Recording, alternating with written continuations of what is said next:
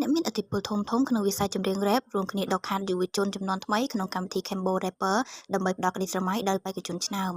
ស្របពេលកម្មវិធីប្រឡងចម្រៀងរ៉េប Cambo Rapper គេដល់ការប្រកួតវគ្គផ្ដាច់ព្រាត់កាន់តែធ្វើឲ្យផ្ទុះការចាប់អារម្មណ៍ខ្លាំងពីសំណាក់អ្នកគាំទ្រក្នុងនោះដែរក៏មានការលេចលឺព័ត៌មានថាអ្នកមានឥទ្ធិពលធំក្នុងវិស័យចម្រៀងរ៉េបបានចូលរួមជាមួយផលិតកម្ម Galaxy ដែលជាអ្នកផ្ដួចផ្ដើមបង្កើតកម្មវិធីប្រឡងចម្រៀងរ៉េបលំដាប់ថ្នាក់អន្តរជាតិនេះ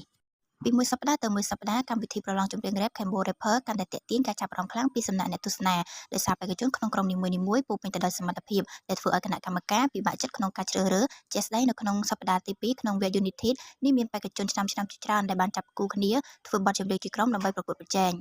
ទន្ទឹមនឹងការប្រកួតប្រជែងដើម្បីរកបេក្ខជនឆ្នាំបំផុតនេះក៏មានអ្នកមានឥទ្ធិពលជាច្រើននៅពីក្រោយក្នុងការចូលរួមជាមួយ Galaxy ដើម្បីរៀបចំកម្មវិធីប្រឡងចម្រៀងរ៉េប Cambo Rapper ដំណើរការទៅមុខបានយ៉ាងរលូន